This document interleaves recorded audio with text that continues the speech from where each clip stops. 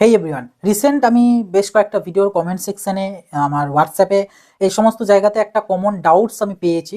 সেটা হচ্ছে ইডাব্লিউএস এর জন্য অনেকে বলছো যে দাদা এখন কি ইডাব্লিউএস করাটা ঠিক হবে বা অ্যাপ্লাই করাটা ঠিক হবে বা অ্যাপ্লাই কি করব না কখন করব, এবং সেম কথা প্রযোজ্য এনসিএল যারা রয়েছে মানে ওবিসি ক্যান্ডিডেট তাদের জন্য। তো এই ইডাব্লিউএস আর ওবিসি এনসিএল এই দুটো প্রসঙ্গ নিয়েই আজকের এই ভিডিওটাতে কিছু কথা তোমাদের সাথে শেয়ার করব। তো অবশ্যই ভিডিওটা শেষ পর্যন্ত দেখবে, তা না হলে অনেক কিছু ইনফরমেশন মিস করে যেতে পারো। এবং ভিডিওটা ভালো লাগলে একটা লাইক করে দেবে, সবার সাথে শেয়ার করে দেবে যাতে সবার কাছে ইনফরমেশনটা পৌঁছাতে পারে। চ্যানেলটাই নতুন হয়ে থাকলে সাবস্ক্রাইব করে নোটিফিকেশনে ক্লিক করে অলতে সেট করে রাখবে। আর কোনো ডাউট, কোনো কোয়ারিজ, কোনো মতামত জানানোর থাকলে অবশ্যই সেটা কমেন্ট বক্সে লিখে জানাবে। দেখো, ফার্স্ট যদি কথা আমি তোমাদেরকে বলি ওবিসি ক্যান্ডিডেটগুলোর নিয়ে, যে যারা ওবিসি রয়েছে তাতে সেটা ওবিসি এ হও বা বি হও, তোমাদের উদ্দেশ্যে যদি বলি, দেখো তোমাদের ওবিসি এ অর বি যেটাই হও না কেন, ফার্স্ট অফ অল তোমাদেরকে কিন্তু সার্টিফিকেট রিভ্যালিডেট করাতে হবে।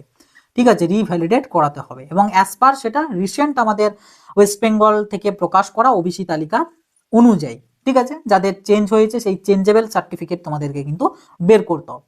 ঠিক আছে, যারা এখনো করাওনি রিভ্যালিডেট, আমার কাছে খবর আছে অনেকেই দেখছি মেসেজ করছো এখনো রিভ্যালিডেট করাওনি, অতি দ্রুত সার্টিফিকেট রিভ্যালিডেট করিয়ে নাও। ঠিক আছে, কিভাবে কি করাবে, কি প্রসেস, এগুলোর জন্য তুমি তোমার বিডিও অফিস অথবা এসডিও অফিসে যাও, গিয়ে ওখানে এই বিষয়গুলো নিয়ে ওখানকার অথরিটির সাথে কথা বলো, ওনারা তোমাকে বলে দেবে কি কি লাগবে, কোথায় কি করতে হবে না করতে হবে, A to Z। ঠিক আছে, তো অবশ্যই রিভ্যালিডেটটা কিন্তু তোমরা করিয়ে নেবে। এবার রিভ্যালিডেট করানোর পাশাপাশি তোমাদের যে কোনো এন্ট্রান্স এক্সাম, তোমরা সেটা ডাব্লিউবিজেই বলো বা জেনপাস বলো, ঠিক আছে, জেনপাস বলো অথবা এএনএম জিএনএম বলো, এএনএম জিএনএম, বা হয়তো তোমরা নিট দেবে, নিট অথবা জেইই দেবে, যদিও জেইই সিজন 1-এর ফর্ম ফিল আপ হয়ে গিয়েছে, বাট যে আমি সিজন 2টার কথা ধরলাম, ঠিক আছে, এটা দেবে, অথবা সিইউইটি দেবে, এই সমস্ত এক্সামিনেশনগুলো দেবে। তো তোমাদের প্রত্যেকের জন্য জানিয়ে দিই, তোমাদের এই যে সার্টিফিকেট বা এই যে রিভ্যালিডেট সার্টিফিকেট, এটার কোনো গুরুত্ব নেই। তোমাদের এই সব এক্সামিনেশনের জন্য তোমাদের এনসিএল যে সার্টিফিকেট, সেই এনসিএল সার্টিফিকেট হচ্ছে ম্যান্ডেটারি। ঠিক আছে, নন ক্রিমিনাল ইয়ারের সার্টিফিকেট হচ্ছে ম্যান্ডেটারি। তো আগের বছর মানে 2025-এ রিভ্যালিডেট সার্টিফিকেটটাই অ্যাজ এ এনসিএল হিসেবে কাজ করে গিয়েছে, যে কারণে এই সমস্ত এক্সামের কাউন্সেলিংগুলোতে কোনো প্রবলেম হয়নি, রিভ্যালিডেট সার্টিফিকেটের থ্রু হয়ে গিয়েছে। কিন্তু এই বছর মানে 2026-এ এই রিভ্যালিডেট সার্টিফিকেট আর এনসিএল এর কাজ করবে না। কি কারণ? তার কারণ হচ্ছে এনসিএল এর যে সময়সীমা থাকে সেটা সবসময় 1/4, এবং সেই বছরটা যে বছর চলছে সেই বছর সেই ডেটের পর ইস্যু হতে হয়, তবে গিয়ে ওটা ভ্যালিড মানা হয় এই সমস্ত এক্সামের ক্ষেত্রে। তো রিভ্যালিডেট সার্টিফিকেটের যে কনসেপ্টটা বা বিষয়টা আমাদের আগের বছর মানে 2025-এর ওই আগস্টের দিক করে আমাদের ক্যালকাটা হাইকোর্ট বা সুপ্রিম কোর্ট, আমার এক্স্যাক্টলি এই মুহূর্তে আর মনে নেই কার অর্ডারের বেসিসে এটা হয়েছে, আই থিঙ্ক হাইকোর্টের, আমাদের ক্যালকাটা হাইকোর্টের। তো আগস্ট 2025-এ এটা হয়েছিল, এবং আগস্ট সেপ্টেম্বর নাগাদ করে রিভ্যালিডেটের কাজটা চলেছিল। তো রিভ্যালিডেট যে সার্টিফিকেট, সেই সার্টিফিকেটের ডেটটা কত আছে মেনশন থাকবে, অবভিয়াসলি 2025-এর আগস্ট বা সেপ্টেম্বর বা অক্টোবর, যার তার মানে যেটা 1/4/2025-এর পরেরই ইস্যু ডেট। ওই জন্য রিভ্যালিডেট সার্টিফিকেটটাই অ্যাজ এ এনসিএল হিসাবে কাজ হয়ে গিয়েছে গত বছর। কিন্তু এবছর তো আর এই এই ডেটওয়ালাটা তো আর নেবে না, মানে 2025-এর আগস্টেরটা তো নেবে না। এই বছরের জন্য যেটা লাগবে সেটা হচ্ছে তোমাদের 1/4/2026-এর পর ইস্যু হওয়া এনসিএল সার্টিফিকেট। তো ওই জন্য তোমাদেরকে এনসিএল বের করতে হবে এবছরকার পরীক্ষাগুলোর জন্য। তবে এই এনসিএল সার্টিফিকেট বের করার জন্য তোমাদেরকে কিন্তু রিভ্যালিডেট সার্টিফিকেট করাতে হবে, মানে সার্টিফিকেটটা রিভ্যালিডেট করাতে হবে, ওটা লাগবে। তো এটাই জন্যই ফার্স্টই বললাম রিভ্যালিডেট আগে করাবে, তারপর এনসিএল। এবার অনেকে আছো যারা জানো না যে তুমি এনসিএল এর আন্ডারে পড়ো কি পড়ো না, তাদের জন্য বলবো যদি রিভ্যালিডেট সার্টিফিকেট হয়ে গিয়ে থাকে তোমরা নিজেরাই চেক করে নিতে পারবে। রিভ্যালিডেট সার্টিফিকেটের সবার নিচে একটা বোল্ড করে হোক বা নর্মাল ফন্টে লেখা থাকবে যে তুমি, মানে ওখানে লেখা থাকবে যে দিস ক্যান্ডিডেট বা দিস, তোমার নামটাও হয়তো থাকতে পারে যে নট বিলং টু ক্রিমিনাল ইয়ার। তো নট বিলং টু ক্রিমিনাল ইয়ার মানেই হচ্ছে তুমি নন ক্রিমিনাল ইয়ারের আন্ডারে, মানে এনসিএল এর জন্য তুমি যোগ্য। আর যাদের ওখানে লেখা থাকবে যে হ্যাঁ সে বিলংস টু, হি বা সি বিলংস টু ক্রিমিনাল ইয়ার, তো তার মানে তুমি এনসিএল এর আন্ডারে পড়বে না। তুমি ওবিসি হতে পারো, এবং সেটা স্টেটের ওবিসি, তুমি সেন্ট্রাল ওবিসি কিন্তু নও, বা তুমি এনসিএল এর আন্ডারে নও। তো এরকমটা যাদের লেখা থাকবে তারা কিন্তু এই যে সমস্ত এক্সামিনেশন, এই সব এক্সামিনেশনে জেনারেল হিসাবেই ফর্ম ফিল আপ করবে বা ইউআর হিসাবে ফর্ম ফিল আপ করবে। এটা আমার পার্সোনাল রেকমেন্ডেশন, কারণ আলটিমেটলি তোমাদের কাউন্সেলিং করতে হবে কিন্তু এই হিসাবেই। এবং এখন তুমি ওবিসি করে নিলে পরে গিয়ে তোমাদের একটা রাউন্ড নষ্ট হবে, নষ্ট হয়ে এই সমস্ত ক্যাটাগরি চেঞ্জ হবে, হ্যান ত্যান অনেক কমপ্লেক্স বিষয় আছে, যার থেকে সিম্পল উপায় তোমরা ডাইরেক্ট জেনারেল হিসাবেই ফর্ম ফিল আপ করবে, কারণ তুমি জানো তুমি এনসিএল পাবে না, তুমি ক্রিমি লেয়ার থেকেই বিলং করো। আর যাদের দেখা থাকবে বুঝে গেছো যে তুমি নন ক্রিমি লেয়ারের আন্ডারে পড়ো, তোমরা ওবিসি হিসাবেই ফর্ম ফিল আপ করবে, যে ওবিসি সেই ওবিসি হিসাবে ফিল আপ করবে। যদিও এই এক্সামগুলোর ক্ষেত্রে তুমি ওবিসি মানে ওবিসিই পাবে, এই এবি ভাগ পাবে না, এই এবি ভাগটা তো আমাদের স্টেট করেছে, তো এবি ভাগ পাবে না, জাস্ট ওবিসি পাবে। তো এগুলোর ক্ষেত্রে এই এনসিএল এর আন্ডারে আছো কি নেই সেটুকু দেখে নেবে। সিইউটির ক্ষেত্রে যেমন স্ট্রিক্টলি বলে দিয়েছে, যে মেনশন করেছে যে যারা এনসিএল নও তারা ফিল আপ করবে ইউআর হিসাবে, একদম স্পষ্ট বলে দিয়েছে। তো তেমনটা এগুলোর ক্ষেত্রেও বলা থাকে, এবার অনেকে করে না, পরে গিয়ে প্রবলেম হয়, অনেক হ্যাপা পোহাতে হয়, দিয়ে মানে এনসিএল বের করতে গিয়ে সে জানতে পারে যে আমি এনসিএল নই। তো ওই জন্য আমি বলবো এখন অনেক টাইম, এখন তোমরা আগে রিভ্যালিডেট করে নাও, রিভ্যালিডেট করে নিলেই তুমি ক্লিয়ার হয়ে যাবে তুমি এনসিএল নাকি এনসিএল নও। যদি তাও বুঝতে না পারো তখন তুমি এসডিও অফিস যাবে, এসডিও অফিস গিয়ে খবর নেবে, তুমি তোমার সার্টিফিকেট দেখাবে, বলবে যে তুমি এনসিএল পাবে কি পাবে না, যদি বলে হ্যাঁ পাবে, তার মানে জানবে তুমি এনসিএল এর আন্ডারে। এবার তখনই অ্যাপ্লাই করা যাবে না, তোমরা এনসিএল এর জন্য অ্যাপ্লাই করবে কিন্তু 1/4/2026 পর, ঠিক আছে, 1/4/2026 পর তোমরা অ্যাপ্লাই করবে এনসিএল এর জন্য, এখন কোনো দরকার নেই এনসিএল এর অ্যাপ্লাই করা। তো ওবিসি সংক্রান্ত তোমাদের যা বিষয়গুলো ছিল এনসিএল সংক্রান্ত ডাউটসগুলো, সেগুলো সব আশা করি ক্লিয়ার করতে পেরেছি। এবার আসবো হচ্ছে আমরা ইডাব্লিউএস যে সার্টিফিকেটটা, এই ইডাব্লিউএস সার্টিফিকেটটা কিন্তু তোমাদের ফিনান্সিয়াল ইয়ার অনুযায়ী কাজ করে।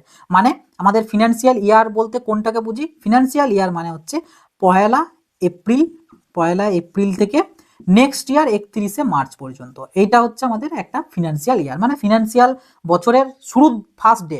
আমাদের যেমন ইংরাজি বছরের ফার্স্ট ডে হচ্ছে 1 জানুয়ারি, বাংলার ক্ষেত্রে 1 বৈশাখ, কিন্তু ফিনান্সিয়াল বছরের ফার্স্ট ডে হচ্ছে 1 এপ্রিল, ঠিক আছে।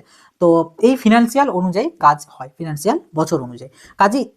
এখন এই যে টাইমটা চলছে মানে জানুয়ারি 2026, এটা তোমরা আশা করি বুঝতে পারছো এটা কোন ফিনান্সিয়াল আন্ডারে পড়ছে, এটা হচ্ছে আমাদের 2025-26, 2025-26 মানে 2025 1 এপ্রিল 2025 থেকে 31শে মার্চ 2026 এটার আন্ডারে পড়ছে, মানে পুরোনো বছর, নতুন বছরের আন্ডারে পড়ছে না। তো যেটার জন্য ইডাব্লিউএস এ যারা অ্যাপ্লাই করতে চাইছো তাদের উদ্দেশ্যে বলবো এখন অ্যাপ্লাই করতে যেও না, কারণ এখন অ্যাপ্লাই করা মানে তুমি যে সার্টিফিকেটটা পাবে সেই সার্টিফিকেটটা ভ্যালিড থাকবে 31শে মার্চ 2026 পর্যন্ত। মানে 2026-এর বাকি সময়গুলো মানে যে পরীক্ষা বা যে জায়গাতে তুমি ইউটিলাইজ করবে সেই জায়গাতে তুমি আলটিমেটলি ওই সার্টিফিকেটটা ইউটিলাইজ করতে পারবে না। কাজেই 1 এপ্রিল মানে 2026-এর 1 এপ্রিলের পর তোমরা ইডাব্লিউএস এর অ্যাপ্লাই করবে, যে সার্টিফিকেটটা তোমাদের 2027-এর 31শে মার্চ অব্দি ভ্যালিড থাকবে।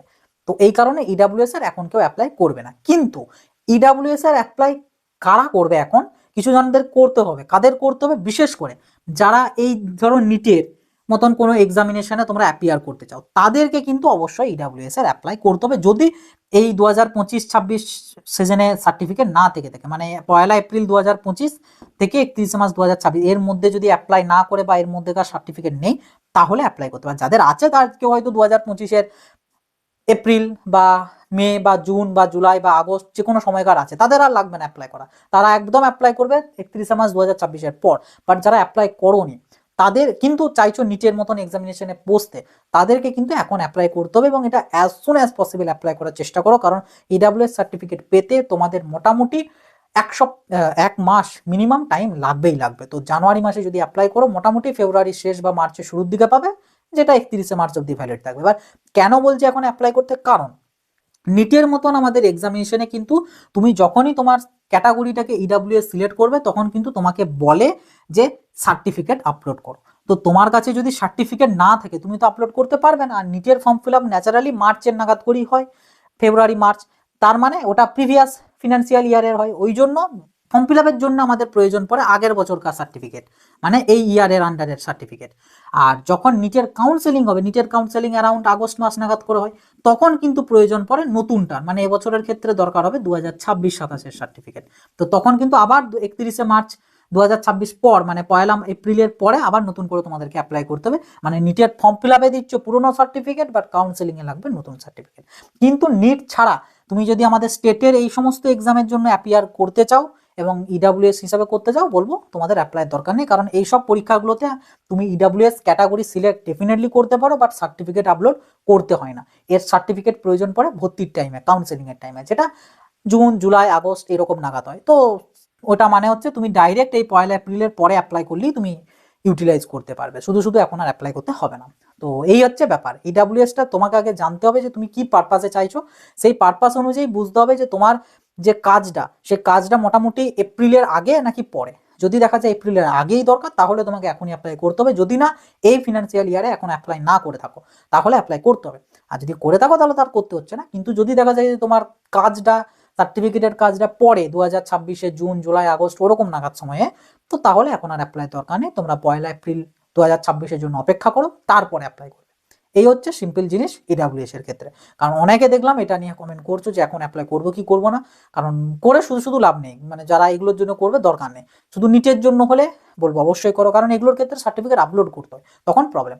আরেকটা জিনিস সেটা হচ্ছে, যদি কেউ চাও এখন অ্যাপ্লাই করবে, মানে এই রিজনের জন্য এখন অ্যাপ্লাই করতে হচ্ছে, তাহলে শুধুমাত্র সেন্ট্রাল ইডাব্লিউএস এর জন্যই অ্যাপ্লাই করো। কারণ আমাদের ইডাব্লিউএস দুটো হয়, একটা স্টেট ইডাব্লিউএস, একটা সেন্ট্রাল ইডাব্লিউএস। এবার একটা ক্যান্ডিডেট একই সাথে দুটোর জন্য অ্যাপ্লাই করতে পারে, বাট তুমি এখন অ্যাপ্লাই করবে সেন্ট্রালেরটা যদি অ্যাপ্লাই করো, কারণ তোমার সেন্ট্রালেরটাতেই নিটেতে তোমাদের সেন্ট্রাল ইডাব্লিউএসটা কাজে লাগে, স্টেট ইডাব্লিউএসটা নিটে কাজে লাগে না।